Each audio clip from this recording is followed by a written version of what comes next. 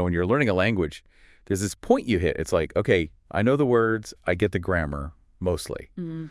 But when you actually try to speak, it just doesn't flow. It doesn't sound like the native speakers you hear. Right, that naturalness is missing. The rhythm, the melody, what linguists sometimes call the prosody. The music, yeah, exactly. It feels like you're playing the notes, but there's no music there.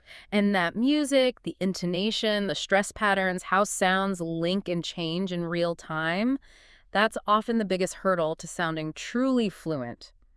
And actually to understanding native speakers when they're talking at a normal pace. Well, that hidden layer, that's exactly what we're diving into today. We've got this really interesting source material we've been looking at. It's basically a guide to a technique called shadowing. Ah, shadowing, a classic. Yeah, and it uses this simple, everyday example in American English voicemail to show how it works. And, more importantly, what tiny details you need to listen for. Which is such a great approach, that instead of, abstract rules floating in space, it grounds everything in a real piece of language, something short, something authentic. Exactly. So our mission here in this deep dive is to really unpack this source. We want to figure out, okay, what is shadowing according to this guide? Why does it say it's so effective? Right. And this is the really fascinating part. I think we're going to get into the weeds. We'll look at all those specific little linguistic things the source points out in that voicemail. The nitty-gritty. Yeah. The pronunciations that trip people up, the sounds that seem to vanish, the way the pitch goes up and down, all the stuff that makes American English sound, well, American. Think of this deep dive as your shortcut, maybe, to noticing those things you might be missing and understanding why native speakers sound the way they do. It's really about training your ear and your mouth in a way, moving beyond just knowing about the language to feeling how it actually works in conversation. And honestly, whether you're actively trying to, nail that American sound, or maybe you're just fascinated by language itself, like, how do we even make these sounds? Why do words squish together? I think this deep dive is going to have some really cool insights for you. Absolutely. There's a lot under the hood of even simple speech. Okay, let's dig in then. So first things first, based on this source material. What is shadowing? Why does it claim this technique is such a powerful tool? Well, the source defines it pretty straightforwardly. It's basically listening to a native speaker, or, crucially, a speaker of the specific accent you're aiming for. Right, the target speaker. Exactly. And you repeat what they say, not just the words, but exactly how they say it. Exactly how. So, like, trying to copy everything. Everything. That's the key the source emphasizes. It's mimicry. You're aiming to replicate their pronunciation, obviously, but also their intonation, the melody, the ups and downs, their speed, their rhythm, the pauses, everything. You're trying to become their vocal shadow, essentially. A vocal shadow. I like that. It sounds intense. It can be. And the source makes some pretty bold claims about the benefits. It says this kind of practice helps improve pronunciation, boosts your overall fluency, meaning, how smoothly and naturally you speak. Right, that effortlessness. And, importantly, builds your confidence when you actually go to use the language, which, let's face it, are things most learners really want. Definitely. Better pronunciation, more fluency, more confidence. Sign me up. But why does it work so well? What's the mechanism, according to the source and, what we know about language learning? Well, the source implies, and it aligns with linguistic research, that shadowing forces you to engage with the language on a really fundamental level. It's auditory and motor. Auditory and motor, Oh. meaning ears and mouth. Pretty much. You sort of bypass the analytical part of your brain for a moment, the part that's busy translating or worrying about grammar rules, and you focus purely on hearing and reproducing the sound. So it's less thinking, more doing, like training your reflexes. Precisely. It's almost like kinesthetic learning, but for language. You're building new muscle memory in your tongue, your lips, your jaw, and at the same time, you're training your ear to pick up on subtleties you probably missed before. Like how kids learn. They just mimic sounds, right? Exactly. Think about babies babbling. They're listening intently, then trying to make those sounds themselves long before they understand meaning. Shadowing kind of taps into that same powerful, natural learning pathway, but in a more structured way. Okay, I can see that.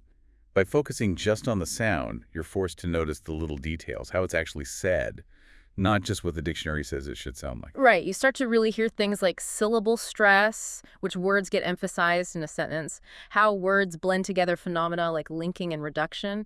These prosodic features, they're absolutely vital for sounding natural. Prosodic features. That's the music again, isn't it? That's the music. And shadowing is like ear training and performance practice rolled into one. It connects the abstract sounds you might see in a phonetic chart to the actual messy, flowing reality of speech. And this particular source, it's zeroing in specifically on the American accent, using a native U.S. speaker. Yes, which makes sense. Yeah. Because different accents of English, British, Australian, American, etc., they have their own distinct sound systems, rhythms, intonation patterns. Shadowing is most effective when you target a specific accent because you're working with a consistent model. So you're not trying to copy a moving target. Exactly. You focus on one specific way of speaking. Now, the source is honest about something. It mentions feeling awkward. It says something like, I felt silly the first time I tried this in German. And I totally get that. Trying to mimic someone else's voice, their pitch, it feels performative, almost embarrassing. Oh, completely normal. That initial awkwardness is almost universal, I think. We're so used to thinking about what we want to say that deliberately focusing on how someone else is saying it feels unnatural, like you're doing an impression. Yeah, like you're an actor warming up or something. Right. But the key thing, as the source points out, is not to let that feeling stop you. It's a practice tool. It's for your development. It's not a performance. The source basically says, yeah, it feels weird, but trust us, it works. Okay. Message received. Push through the weirdness. The results are worth it, according to this guide. So we know what it is, why it supposedly works. How does the source suggest actually doing it? What's the method using this voicemail example? Well, the source's approach here is, I think, really smart. It uses a very simple, realistic snippet of language, just a casual voicemail or voice note to a friend. Not some formal lecture or news report. Exactly, because a casual message is packed with the features of natural, everyday speech, pauses, maybe slight hesitations, the normal speaking speed, informal ways of saying things you actually need for real conversations. That makes a lot of sense. It's practical. Very practical, and the core instruction is simple. You'll be my shadow. Listen, repeat. Mimic everything, tone, speed, rhythm, all those little linguistic details we were talking about. But it's not just, here's the audio, good luck, right? The source does more than that. Oh yeah, much more. It doesn't just play the whole thing and expect you to keep up. It breaks it down, phrase by phrase. It'll play a short chunk, pause, and then, this is crucial, it points out specific things to listen for within that chunk before you even try to repeat it. So it guides your listening. Like a coach saying, okay, listen for this sound here, or notice how the pitch does this. Precisely. It turns it from just blind mimicry into informed, targeted practice. It directs your attention.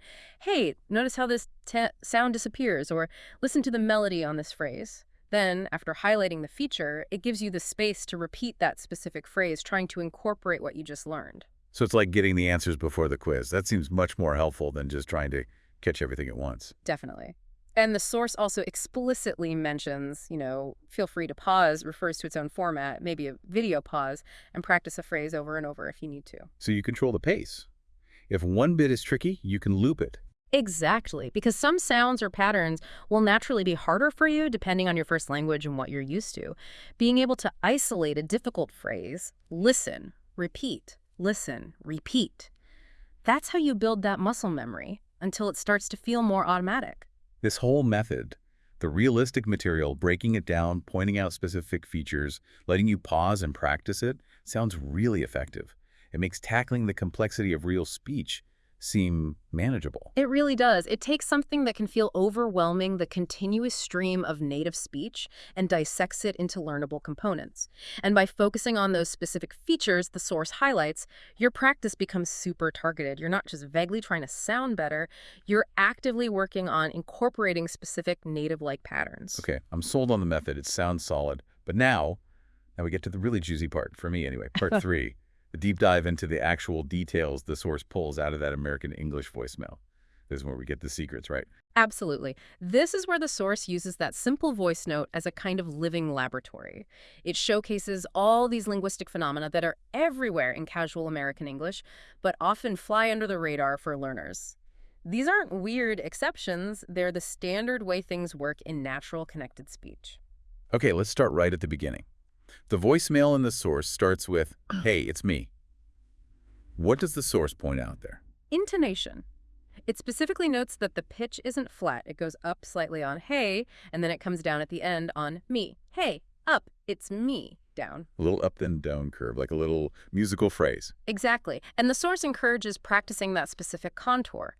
In American English, that kind of rise-fall pattern is super common for simple greetings, short statements, introductions. It signals, here's a piece of information, I'm friendly, the thought is complete. What if you didn't do that? What if it was flat? Hey, it's me. It might sound a bit robotic, maybe uninterested, or even slightly abrupt. And if you went up at the end, hey, it's me, that would sound like a question, like you're unsure if the person knows who me is. So getting that simple rise-fall contour right at the start sets a natural, friendly tone. It's a small thing, but it matters. Wow. Okay, intonation carries a lot. What about sounds going missing? The source mentions consonant reduction. The example is just wanted. Ah, yes, a classic. The source points out that in this particular utterance, the speaker doesn't pronounce the T sound in either word. Not in just and not in wanted. Both of them. So it sounds like just want. Exactly. Just want to check in. That feels like a big change. Dropping sounds completely. It is significant, and it's incredibly common. The source generalizes this, saying that in American English, if a T sound comes at the end of a word, or sometimes in the middle, especially before another consonant, or just in fast speech, it often gets totally dropped. Totally dropped. Not just softened, but gone. Often, yes. Think about how people say, I don't know. Very often, it's, I don't know, right? The T vanishes, or next door becomes next door. Most people becomes most people. It's a systematic reduction to make speech flow more easily. The tongue doesn't have to make that distinct closure. Okay, that explains why sometimes you listen and feel like sounds you expect to hear just aren't there. Precisely. And trying to pronounce every single T or D perfectly actually sounds unnatural and slows you down. Shadowing helps you internalize where these sounds typically get dropped, so you learn to produce the reduced form yourself and understand it when you hear it. So consonants can disappear. What about vowels? The source picks out two in the phrase, to check in. Right. Here, the source notes that to isn't pronounced with its full, strong oo vowel sound, like if you said the word to. Instead, it gets reduced. Reduced to what? To the schwa sound, that little neutral sound. So to check in becomes to check in. Ah, the schwa. The unsung hero or maybe villain of English pronunciation. It's everywhere, isn't it? It really is. The source mentions that function words like to, especially in fast speech, often lose their full vowel sound. This happens because to isn't stressed here. The stress is on check, to check in. So unstressed syllables often get this sound. Very often. It's the most common vowel sound in English precisely because it's the default sound for unstressed syllables. Think about a becoming a book for becoming kun, and it becoming un. It's all about efficiency. Strong vowels take effort. The schwa is minimal effort. That feels like a really important principle. If a word isn't stressed, its vowel probably weakens, often to schwa. That must affect the rhythm hugely. Absolutely. English is a stress-timed language. Stressed syllables fall at roughly regular intervals, and the unstressed syllables in between get squeezed or compressed, often through vowel reduction. Mastering the schwa and knowing where vowels reduce is fundamental to getting that natural English rhythm. Shadowing forces you to do it because you're copying someone who does it naturally. Okay, dropped consonants, reduced vowels. What about how words bump into each other? The source talks about linking and dropping sounds, starting with, and see how you're doing. Yeah, first it points out that the bead sound at the end of and often just falls away before a consonant sound like the and C. So and C becomes and C. Another dropped consonant. It's like spoken English is trying to get rid of them. Well, the difficult ones maybe, especially at the ends of words. But then the source gives another example with and followed by a vowel. And I. Okay, what happens there? It says this deed often still drops, but then the remaining and sound of and kind of connects smoothly, or a leads with the I sound. Leads, is that like slides together, links up? Exactly. I leads is just a slightly more technical term for that smooth connection or linking between sounds across word boundaries. So instead of an I with a gap, you get an I. The final consonant of one word links directly onto the initial vowel of the next. Like rock and roll, becoming rock and roll, or turn it off, sounding like turn it off. Precisely those kinds of connections. It makes the speech flow without little stops between words. It's absolutely fundamental to sounding smooth and connected. Shadowing helps you feel where those links happen naturally. This is fascinating. Okay, what else? The source mentioned something about ing endings, using doing as the example. Yes, it observes that very often in casual American speech, The final ing sound, that a sound made at the back of the mouth, gets shortened or reduced to just an n sound in made at the front. So instead of doing with the sound in sing, Yeah. it's more like doing with a sound in sin. Exactly. Right. How you doing? What's happening? I'm going home. It's a very common feature, especially in informal situations or when the ing word isn't stressed. It's a shift from a velar nasal to an alveolar nasal N. That feels like a really specific insider detail. Knowing to say doin' instead of doing seems like it would make a big difference in sounding casual and natural. It definitely does. It's one of those small phonetic details that clearly marks informal American speech. Noticing it and being able to produce it is a big step towards sounding more authentic in those contexts. Okay, so we've had falling intonation on statements, dropped T's and vowels reducing to schwa, consonants linking to vowels, M becoming N. What about question intonation? The source uses, "Are we still on for dinner this Friday?" Right, and here it highlights the opposite intonation pattern to the greeting. It says the intonation goes up at the end. Are we still on for dinner this Friday? Up. That classic upward inflection for a question. That's pretty standard, isn't it? It tells the listener you're asking something. Yes, it's the primary way we mark yes-no questions in English. That rising pitch signals, I expect a yes or no answer, or I'm seeking confirmation. It clearly contrasts with the falling pitch we usually use for statements or for way questions like, where are we going? Down. So the melody itself is part of the grammar, telling you if it's a statement or a question. Absolutely. If you used falling intonation on, are we still on for dinner this Friday? It might sound like you're reminding someone or making an assumption, not really asking. So getting that rise right is crucial for clear communication and, frankly, for politeness when asking. Makes sense. The source then brings up linking again with still on. What's the point there? It notes that the final sound of still connects smoothly, or allides, to the O sound at the beginning of on. Consonant linking to a vowel again, so still on. Exactly. Still on. It avoids that little break between the words, just like tell us becomes tell us, or call Alan becomes call on. That final consonant sound naturally attaches to the following vowel sound. It really seems like linking and reduction are just happening constantly. They are. It's the glue holding connected speech together. Okay, now for some maybe more dramatic changes. The source mentions, do you remember becoming? Joel. Haha, yes. That's a fantastic example of really fast, informal speech processes. What happens is assimilation and reduction combined. The D sound at the end of do and the J sound like Y in yes at the beginning of you often merge together. D plus Y, just. Exactly. They create a D sound, the J sound in judge, and the vowel in you often reduces to schwa or disappears. So do you remember can absolutely sound like je remember or je remember in rapid casual conversation. Wow. Jur remember. That sounds almost like a different word entirely. No wonder learners get lost sometimes. It's a huge transformation, and if you're listening for clear do you, you'll completely miss it. Same with things like did you eat becoming did you eat, or want to becoming wanna, going to becoming gonna. These aren't sloppy, they're predictable patterns of reduction and assimilation. The source also mentions your end, linking together smoothly. Your end. Yep, another case of linking. This time there are sound connecting to the E. And it revisits talk to you soon, saying it becomes talk to you. Right, reinforcing that reduction of to and the smooth connection. It emphasizes you wouldn't typically hear a fully pronounced talk to you in this context. It's faster, smoother talk to you. The more examples we go through, the clearer it becomes that spoken words aren't like beads on a string. They melt into each other. They change each other. That's a great way to put it. It's co-articulation. The position of your mouth for the next sound influences how you pronounce the current sound. It's all about smooth transitions. Shadowing helps you physically experience those transitions instead of just reading about them. Okay, shifting gears slightly. The source talks about emphasis or stress. The example sentence is, I found this great Italian place downtown and I think you'll love it.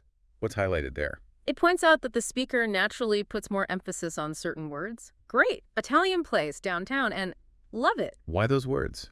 Because they carry the most important information. They're the content words. Adjectives, great, Italian. Nouns, place, downtown. And the key verb expressing opinion, love. The little function words like I, this, and thank you, they get less stress. They're often reduced. So stressing the key words helps the listener grab the main points quickly. Great place, Italian, downtown, you'll love it. Exactly. It's called sentence stress, and it's fundamental to English rhythm and comprehension. We stress the information carriers, But stress can do more than just highlight content. The source gives another example. You have to read it. Okay. It notes that the speaker emphasizes have to. Like you really have to read it, showing strong recommendation. Precisely. Here, have to is acting like a strong modal verb, expressing necessity or obligation, and stressing it adds extra force. It conveys attitude. Think about I want to go versus I want to go. The stress changes the nuance. Shadowing helps you pick up on where natives place stress not just for information, but for emphasis and attitude, too. So it's not just what you say, or even how you pronounce the sounds, but which words you punch a little harder. Another layer. Absolutely. Okay, what about those pesky past tense endings? The ed, the source brings up, mentioned, and finished. Always a fun topic. Yes, the source correctly notes that the ed on mentioned sounds like a D, but on finished, it sounds like a T. And the source kind of throws up its hands and says, you often just have to memorize these? Is that true? Well, it feels like memorization to learners. But there actually are rules. The source hinting at the different sounds shows awareness. The rule depends on the very last sound of the verb before you add the ed. Okay, what's the rule? It's about voicing. Is the final sound made with vocal cord vibration, voiced, or without voiceless?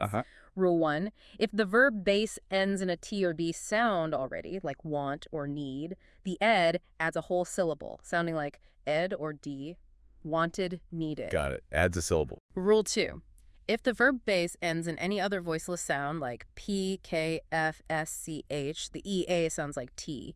Finished ends in K, which is voiceless, so it's a finished.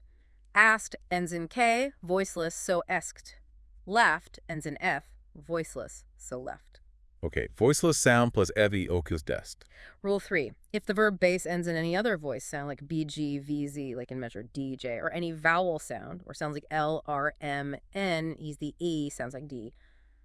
Mention ends in N, which is voiced, so nend. Played ends in a vowel, voiced, so pled. Lived ends in V, voiced, so leved. Voice sound plus AD sound. Okay, that makes sense. So finished is voices, left E is voiceless plus S. Mentioned N is voiced TED. The rules work. They do, but the source's point about memorization is kind of true in practice. Learners don't usually stop mid-sentence to think, is N voiced? Okay, add D. They internalize the patterns through lots of exposure and practice, like shadowing, so it becomes automatic, like memorization. And the source also adds that even these sounds might get dropped sometimes in speech. Right. Especially the D sound at the end. Just like other final consonants, it can get reduced or assimilated in connected speech. Spoken language is always looking for efficiency. Man, it feels like every rule has an exception or a variation depending on how fast you talk. Welcome to phonetics. It's beautifully complex. The source gives even more examples of these fast speech changes. Like, you have to read it becoming have it or have to. Yeah, have to is a classic reducer. Because the V in have is voiced, but the T in to is voiceless. The V often becomes voiceless too, sounding like an F. So have to becomes hafta. And if the next word starts with a consonant, sometimes the T drops too, like hafta. The source is half-it is probably representing that hafta linked to it. Okay, hafta.